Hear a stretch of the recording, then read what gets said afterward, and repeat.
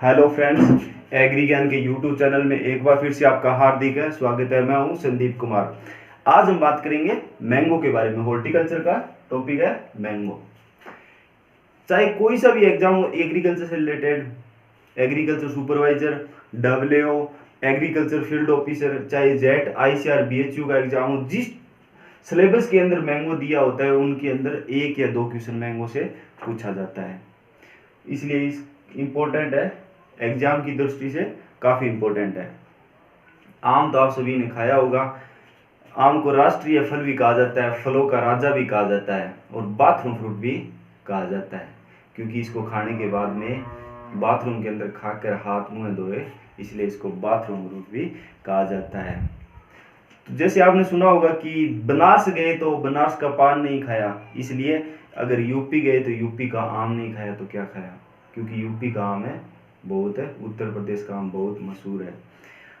इसका उपयोग खाने के रूप में भी काम में लिया जाता है, जूस बनाने के रूप में भी काम में लिया जाता है, काफ़ी इसकी प्रोसेसिंग के रूप में भी तथा अचार के रूप में भी इसको उपयोग किया जाता है। विश्व के अंदर सर्वाधिक आम का प्रोडक्शन है। विश्व के अंदर फ्रूट के अंदर सर्वाधिक प्रोडक्शन किसका होता है? आम का होता है। कितना होता है? 50% प्रोडक्शन है आम का। कहाँ पर होता है? भारत के अंदर होता है। और सबसे ज्यादा प्रोडक्टिविटी कहाँ की है? वेनेजुएला की है। कहाँ की है? प्रोडक्शन कितना होता है? 45 से 54% प्रोडक्शन आम का वो कहाँ पर होता है? भारत के अंदर होता है, विश्व के अंदर। और भारत के अंदर इसका प्रोडक्शन सर्वाधिक है। क्षेत्रफल की दृष्टि से क्या प्रथम स्थान है, लेकिन उत्पादन सर्वाधिक किसका होता है? सर्वाधिक उत्पादन है केला का होता है। द्वितीय स्थान किसका है? आम का है। राजस्थान के अंदर इसका प्रोडक्शन हुआ है एरिया बांसवाड़ा के अंदर है। आगे हम बात कर लेते हैं बोटनिकल नेम। आम का बोटनिकल नेम मैंजीफेरा इंडिका। कौन सा हो गया? मैंजीफेरा इंडिका हो गया। फैमिली कौन सी होगी? एनाकार्डियेसी होगी। फैमिली कौन सी? एनाकार्डियेसी होगी। उत्पत्ति स्थान इंडो बर्मा में भारत भी है। कभी कहीं कहीं भी भारत भी दिया होता है, इंडो बर्मा में भारत है। क्रोमोसोम नंबर 12 बराबर 40 हो गए। पुष्प क्रम कौन सा हो गया? पेनिकल हो गया। पीछे हमने पढ़ा है पेनिकल है, धान का भी पढ़ा है, वह अंगूर का भी पेनिकल है। पुष्प क्रम, एक पुष्प क्रम से लगभग 1000 से 6000 पेनिकल निकलते हैं। मतलब 1000 से 6000 पेनिकल निकलते हैं। उन पेनिकल से 1000 पेनिकल से एक पेनिकल से क्या होता है? फ्रूट बनता है। कितना फ्रूट बनता है? मतलब जितने बनते हैं उससे 0.1%, उसका 0.1% क्या होता है? फल प्राप्ति होती है उससे। खाने योग्य भाग, इसका खाने योग्य भाग कौन सा हो गया? मिजोकार्प व मध्य फल भित्ति। मिजोकार्प व मध्य फल भित्ति, ये फ्रूट हो गया। इसका बाहर वाला भाग खाया जाता है वो कौन सा हो गया? पेरिकार्प हो गया। और बीच वाला भाग मध्य फल भित्ति खाया जाता है उसको क्या हो गया? मिजोकार्प बोला जाता है। और अंदर वाला भाग कौन सा हो गया? एंडोकार्प है। एंडोकार्प है जैसे नारियल है। इसके अंदर परागण है, इसके अंदर पर परागण पाया जाता है। पर परागण किससे होता है? घरेलू मक्खी से होता है। अगर घरेलू मक्खी की संख्या कम होती है, जहाँ पे घरेलू मक्खी कम होती है वहां पे भी इसका प्रोडक्शन क्या हो जाता है? मैंगो का प्रोडक्शन भी घट जाता है। TSS 20 है, ब्रिक्स है, 20 डिग्री ब्रिक्स पाया जाता है। अंतरण, पौधे से पौधे की दूरी, एक पौधे से दूसरे पौधे की दूरी कितनी रखी जाती है? 10 × 10 मीटर रखी जाती है। आम को पकाया जाता है। आम एक क्लाइमेट्रिक फल है, इसको तोड़ने के बाद में क्या है? पकाया जाता है। कितने ppm पर? 1000 ppm पर। किससे पकाया जाता है? इथाइलिन से पकाया जाता है। और विटामिन ए, आम के अंदर विटामिन ए सर्वाधिक पाई जाती है। फ्रूट के अंदर सर्वाधिक विटामिन ए की मात्रा किसके अंदर पाई जाती है? आम के अंदर पाई जाती है। और कितनी पाई जाती है? 4800 इंटरनेशनल यूनिट पाई जाती है। इसके अंदर विटामिन सी भी पाई जाती है। कच्ची अवस्था के अंदर आम के अंदर कौन सी विटामिन पाई जाती है? विटामिन सी पाई जाती है। टेम्परेचर इसका हो गया 24 से 28 डिग्री सेल्सियस हो गया। आम का टेम्परेचर कितना हो गया? 24 से 28 डिग्री सेल्सियस हो गया। फल का प्रकार ड्रूप या अस्टिल हो गया। कौन सा हो गया? ड्रूप या अस्टिल हो गया। इसकी गुठली क्या होती है? इसको स्टोन भी बोला जाता है। इसका फल का प्रकार दूसरा कौन सा है? स्टोन भी है, क्योंकि इसकी गुठली होती है वो क्या होती है? एक ठोस होती है, पत्थर के समान होती है, इसलिए इसको क्या बोलते हैं, स्टोन भी बोलता है। इसकी गुठली का जीवन काल है 30 दिन होता है। आम की गुठली का काफी बार क्वेश्चन पूछा जाता है कि आम की गुठली का जीवन काल कितने दिन होता है, 30 दिन होता है। कितने दिन होता है, 30 दिन होता है। आम क्लाइमेट्रिक फल है क्योंकि इसको पौधे से तोड़ने के बाद में पकाया जाता है, इसलिए कौन सा हो गया, क्लाइमेट्रिक हो गया। बहुभ्रूणता भी पाई जाती है क्योंकि एक बीज से लगभग एक बीज से काफी पौधे निकलते हैं, इसके अंदर क्या हो गया, बहुभ्रूणता भी पाई जाती है। भारत में फलों के अंतर्गत आम का क्षेत्रफल में प्रथम स्थान है। आम का क्षेत्रफल में कौन सा स्थान है, प्रथम स्थान है। और द्वितीय स्थान उत्पादन में कौन सा हो गया, द्वितीय स्थान हो गया। प्रथम स्थान किसका हो गया, प्रोडक्शन के अंदर, प्रोडक्शन में प्रथम स्थान हो गया केला का हो गया। आम, भारत में आम का सर्वाधिक उत्पादन में क्षेत्रफल कहां पर हो गया, यूपी के अंदर हो गया। यूपी का आम बहुत है मशहूर है, इसके अंदर यहाँ का एरिया भी ज्यादा है और प्रोडक्शन भी वहां का ज्यादा है। और राजस्थान के अंदर एरिया और प्रोडक्शन के अंदर बांसवाड़ा अग्रणी है। आम का पीला रंग, पीला रंग किसके कारण पाया जाता है, बीटा कैरोटीन के कारण पाया जाता है। किसके कारण आम का पीला रंग है, बीटा कैरोटीन के कारण। कच्चे आम में विटामिन सी की मात्रा पाई जाती है। कच्चे आम में कौन सी विटामिन पाई जाती है, विटामिन सी पाई जाती है। अब इसके प्रवर्धन की बात कर लेते हैं। इसके अंदर है काफी 3-4 प्रकार के प्रवर्धन होते हैं। वीनियर ग्राफ्टिंग प्रवर्धन कौन सा हो गया, वीनियर ग्राफ्टिंग प्रवर्धन। यह कौन सा हो गया, व्यावसायिक प्रवर्धन हो गया, व्यावसायिक है। वीनियर ग्राफ्टिंग कौन सा प्रवर्धन हो गया, व्यावसायिक प्रवर्धन हो गया। Softwood grafting, RS. एमीन ने गुजरात एग्रीकल्चर यूनिवर्सिटी से इसको डेवलप किया था। किसने डेवलप किया था, आर.एस. एमीन ने गुजरात एग्रीकल्चर यूनिवर्सिटी से। राजस्थान के क्लाइमेट के लिए सबसे सूटेबल कौन सा है, सॉफ्टवुड है ग्राफ्टिंग प्रवर्धन है। इनार्चिंग कौन सी होगी, बेड कलम विधि, बेड कलम विधि से, तथा यह कौन सी विधि होगी, सबसे पुरानी विधि भी होगी। एक आम के प्रवर्धन की नई विधि है, कौन सी है, इपिकोटाइल ग्राफ्टिंग। कौन सी होगी, इपिकोटाइल ग्राफ्टिंग होगी। इसका गड्ढा तैयार करना, आम के पौधे का गड्ढा तैयार करना कब करते हैं, जुलाई मंथ में इसका गड्ढा तैयार किया जाता है। आकार कितना होता है, 1 मीटर चौड़ा होता है, 1 मीटर लंबा होता है, 1 मीटर गहरा होता है। इसका आकार कितना हो गया, 1 मीटर चौड़ा हो गया, 1 मीटर लंबा हो गया, 1 मीटर गहरा हो गया। और गड्ढे से गड्ढे या पौधे से पौधे की दूरी कितनी रखी जाती है, 10 × 10 मीटर रखी जाती है।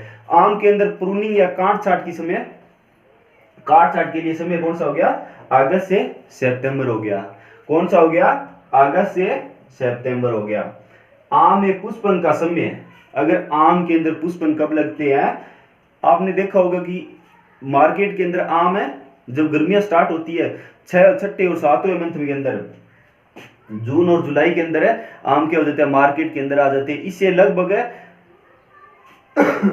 फरवरी और मार्च के अंदर इसका आम का पुष्पन हो जाते हैं। और फलन कब हो जाते हैं, फलन कब है, फलन का समय हो गया मई से जुलाई के अंदर। फलन का समय कब हो गया, मई से जुलाई के अंदर। इसके लिए क्लाइमेट, इसके लिए अंदर क्लाइमेट चाहिए, उष्ण जलवायु चाहिए। कौन सी, उष्ण जलवायु चाहिए। टेम्परेचर है 24 से 28 डिग्री सेल्सियस हो गया। इसके अंदर उष्ण जलवायु, वहां पर जहाँ पहाड़ी क्षेत्र होते हैं वहां की जलवायु कौन सी होती है, उष्ण जलवायु होती है, और वहां पर आम का प्रोडक्शन होता है। मृदा कौन सी होगी, दोमट मृदा होगी। पीएच मान कितना हो गया, 5.5 से 7.5 हो गया। इसकी क्लाइमेट कौन सी होगी, उष्ण जलवायु की। टेम्परेचर 24 से 28 डिग्री सेल्सियस हो गया। और मृदा कौन सी होगी, दोमट मृदा होगी। और पीएच मान कितना हो गया, 5.5 से 7.5 हो गया।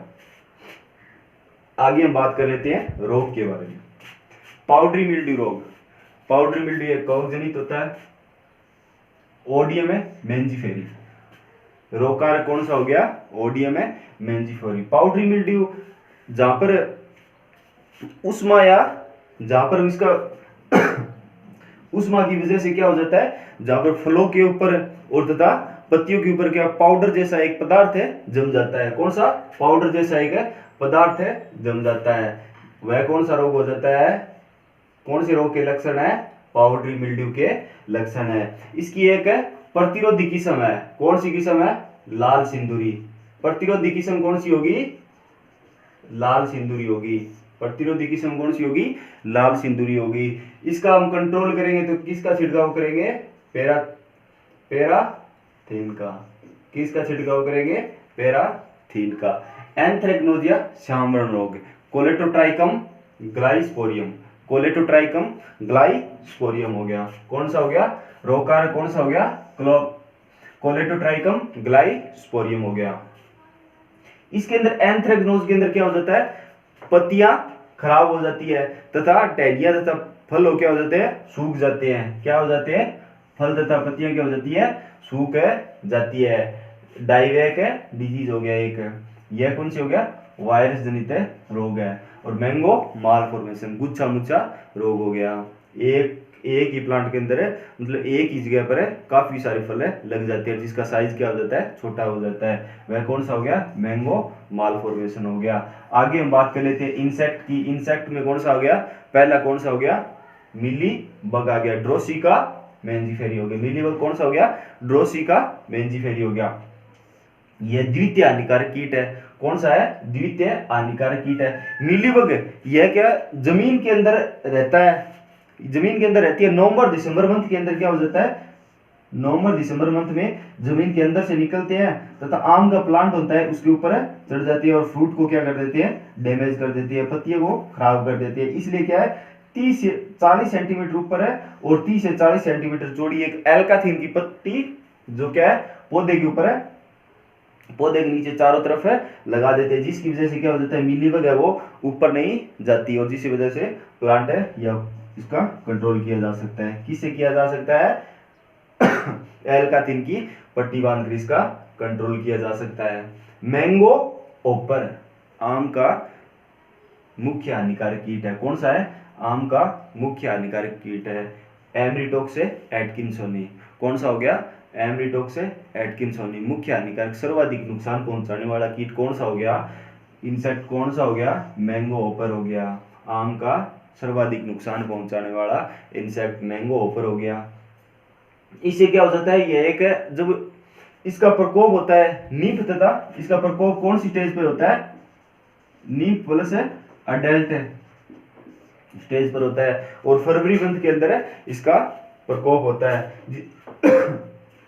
जब इसका फल बड़ा होता है और फल के ऊपर एक चिपचिपा पदार्थ निकलता है जिससे क्या हो जाता है? बदबू आने लग जाती है और जिससे क्या फ्रूट है खराब हो जाता है।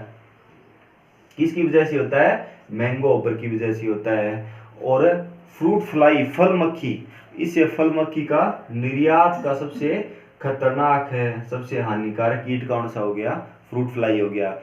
अगर अपन से क्वेश्चन करें कि निर्यात के अंदर सर्वाधिक नुकसान पहुंचाने वाला कीट आम का कौन सा हो गया? फ्रूट है फ्लाई हो गया। आम का सर्वाधिक नुकसान पहुंचाने वाला कीट कौन सा हो गया? मैंगो ओपर हो गया। आम का द्वितीय हानिकारक कीट कौन सा हो गया? मिली बग हो गया। इसे निर्यात के अंदर काफी नुकसान पहुंचाता है। इससे फल क्या हो जाते हैं? खराब हो जाते हैं, बदबू आने लग जाती है, सड़कर खत्म हो जाते हैं। फिजियोलॉजिकल डिसऑर्डर, कार्य की विकार, black tip disease. Black tip disease को 1909 के अंदर वुडहाउस नामक वैज्ञानिक ने इसकी खोज की थी।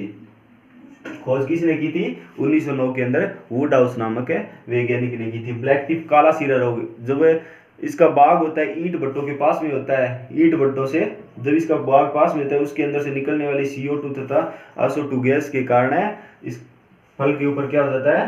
काला धब्बे से हो जाते हैं जिसकी वजह से फल खराब हो जाता है। कौन सा रोग हो गया? ब्लैक टिप डिजीज हो जाता है। इसलिए कम से कम ईंट भट्टों की चिमनी से 2 किलोमीटर दूर बाग होना चाहिए अपना। कितने किलोमीटर बाग होना चाहिए? दूर 2 किलोमीटर दूर बाग होना चाहिए। कम से कम चिमनी की ऊंचाई है वो कितनी होनी चाहिए? 15 से 18 मीटर ऊपर होनी चाहिए। जमीन से चिमनी की ऊंचाई कितनी होनी चाहिए? 15 से 18 मीटर ऊपर होनी चाहिए। स्पॉन्जी टिश्यू डिजीज हो गया। 2 नंबर कौन सा हो गया? Spongy tissue disease. उष्मा सेवन तथा अधिक ताप के कारण यह कार्य की विकार हो जाता है। किसके कारण हो जाता है? स्पॉन्जी टिश्यू किसके कारण हो जाता है? अधिक तापमान व उष्मा संवहन के कारण हो जाता है। आंतरिक ऊतक रोग है। बोरोन तत्व की कमी से आंतरिक ऊतक रोग हो जाता है। किसकी कमी से हो जाता है? बोरोन तत्व की कमी से हो जाता है। Little leaf of mango, little leaf किसकी? जिंक की कमी से हो जाता है। किसकी कमी से हो जाता है? जिंक की कमी से हो जाता है। एंथ्रेक्नोज जो श्यामण रोग है, इसकी सर्वाधिक प्रभावित किस्म कौन सी होगी? नीलम होगी। और इसकी एक प्रतिरोधी किस्म है, वो कौन सी होगी? एडवर्ड होगी। कौन सी होगी? एडवर्ड किस्म है, वो सर्वाधिक इसकी प्रतिरोधी किस्म होगी। और सबसे इसकी प्रभावित किस्म कौन सी होगी? प्रभावित किस्म होगी नीलम होगी। कौन सी होगी? नीलम होगी। और प्रतिरोधी कौन सी होगी? एडवर्ड होगी। प्रतिरोधी कौन सी होगी? एडवर्ड होगी। आज आगे हम नेक्स्ट चैप्टर के अंदर इसके क्या करेंगे? वैरायटियों के बारे में पढ़ेंगे। वैरायटियां भी इसकी क्या है? इंपॉर्टेंट है। और जो हमारे चैनल एग्रीज्ञान की यूट्यूब चैनल पे जो भी कोई शख्स है वो नया है, वो हमारे चैनल को सब्सक्राइब कर ले, क्योंकि टाइम के ऊपर है नोटिफिकेशन मिलता रहेगा आपको और नए वीडियो मिलते रहेंगे। आज के लिए बस इतना ही। धन्यवाद।